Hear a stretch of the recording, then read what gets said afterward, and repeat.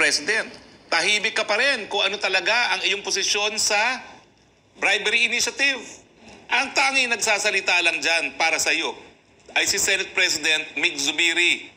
Pero ni minsan, hindi ka namin narinig na mismong ikaw ang nagsalita na nagsabing tutol ka sa pagbaboy sa saligang batas, tutol ka sa pagbaboy doon sa proseso ng People's Initiative dahil binibili ang pirma at linilin lang ang mga pumipirma. Hindi ka pa po namin naririnig.